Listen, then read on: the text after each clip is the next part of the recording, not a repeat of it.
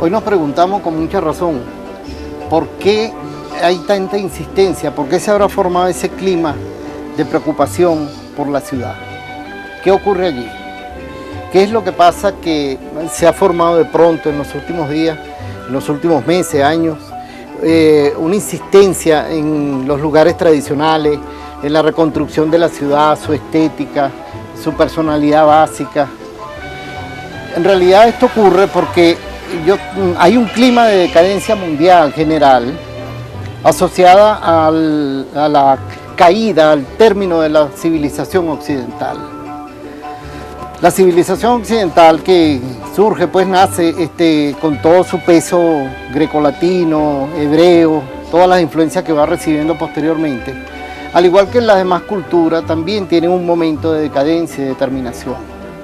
Este es el momento de crisis de la cultura occidental.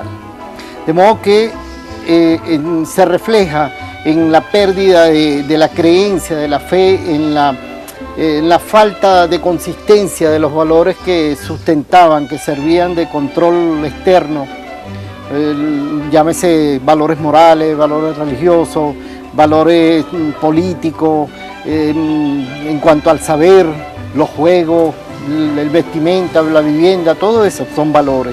Valores que nos servían hasta no hace mucho de referencia, de prontuario, de sustento, para darle una confirmación a la vida, un significado, un sentido que todos necesitamos para desplegar la existencia de una manera más o menos cómoda.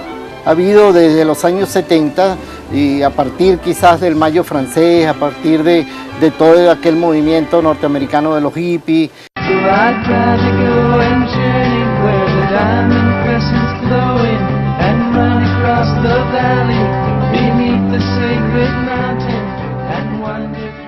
Ese punto y aparte que ha roto el sentido de continuidad que venía trayendo la tradición occidental. De modo que hay la necesidad, por un lado, de redimir, de rescatar, de recuperar un cierto espacio de sentido que le permita un poco de sosiego ese tránsito tan violento y que cambió dos generaciones de un modo que no sabemos explicar cómo, pues.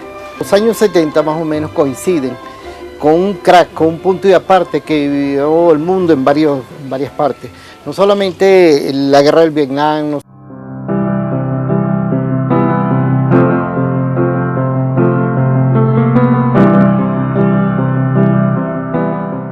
solamente el boom latinoamericano, la insurgencia de las culturas que eran oprimidas, que buscan su propio lenguaje, la cultura indígena, la cultura negroide, la cultura asiática, que ellos siempre habían estado relegados respecto al discurso único que establecía Europa y los gringos.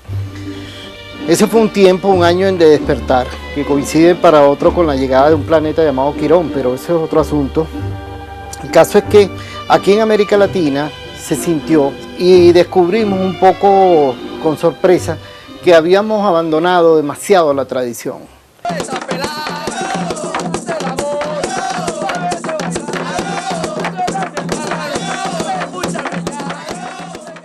Que nuestras tradiciones estaban un poco dormidas. Habían algunos intelectuales de peso aquí en Venezuela, María Briceño Iragorri, Julio César Sala, Mariano Picón Sala, Arturo Uslar Pietri, que ya venían insistiendo en ese detalle, que había que reconstruir el significado de la venezolanidad, reconstruir el significado de América Latina, la necesidad de nuestra unidad latinoamericana en el lenguaje, hacer una especie de gran censo donde se pudiera conocer mejor todo esto, porque ya teníamos espacio, ya teníamos números en cantidad de habitantes, ya teníamos todo un peso cultural que siempre lo tuvimos, pero que no había la conciencia lúcida de ese estado de hecho. Entonces, esos años 70 comienzan a establecer en muchas partes la recuperación de las grandes ciudades. Igual en Buenos Aires, en Bogotá, igual en Montevideo, en Quito, en Lima, México. Se empezó, hubo como una especie de fervor. Poco a poco se fue viendo que habíamos venido padeciendo lo que llamaríamos como una especie de conciencia de vergüenza étnica una especie de falta de legitimación en el interior de cada uno de nosotros, de la validez sustancial, fundamental, antropológica que tiene toda nuestra cultura latinoamericana. Mucha gente pensaba que todos los avances civilizatorios en el plano técnico y científico eran suficientes para acabar con ese drama del hambre, el drama de la falta de identidad latinoamericana. Como decía César Mee, veníamos respirando con un corazón prestado, que era el corazón del discurso racional europeo. Entonces, esa legitimación del pensamiento, del ser, de la tradición latinoamericana, es lo que se ha ido estableciendo acá en Venezuela también, un poco después, pero sin importar cuándo. Lo interesante es que el significado tuvo carta de nacionalidad, pues aquí se sigue, se continúa en esa esperanza. Muchos pueblos que antes habían descuidado un poco sus aspectos urbanos, sus aspectos arquitectónicos, y en cambio se sentían orgullosos de las edificaciones de rascacielos, de avenidas, de autopistas, empezaron a repensar su discurso y a darse cuenta de que la carencia, el abandono de todo ese aspecto urbano tenía una consecuencia terrible sobre el alma, sobre el espíritu del ciudadano, sobre el espíritu de las personas, del pueblo en general. Venimos hablando entonces de los años 70, hemos hecho un corte arbitrario histórico para conversar sobre esto y situarlo dentro de un contexto.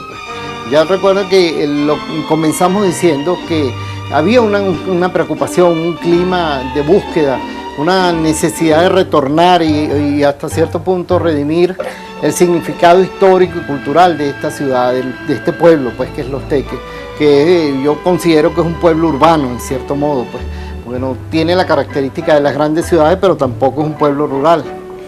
De modo pues que ese corte que vamos a hacer un poco arbitrario, pero para fines metodológicos de comprensión nos va a servir por los años 70, coincide con una especie de desastre que hubo aquí en Los Teques. Fue el momento en que Los Teques perdió su estación de tren. Hacía pocos años, ya para 64, 65, el tren había desaparecido, las líneas ferroviarias, todas esas compañías ferrocarrileras se había terminado, y en su lugar empezaron a venir las avenidas, el ensanchamiento de todas las avenidas, muchos árboles que se sacrificaron, las fachadas tradicionales de la avenida Bolívar, de la avenida Independencia, de la Bermúdez, todas esas fueron vital y dolorosamente pues destruidas.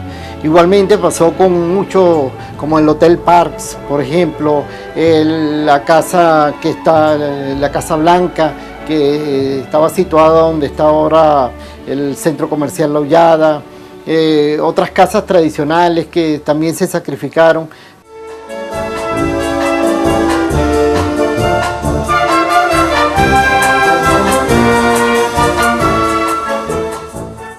Para dar lugar al Paseo Mirandino, todo aquel bello paisaje que permitía la vista del María Auxiliadora, todo eso fue arrasado y en su lugar se edificaron esas torres que constituyen el Sabil.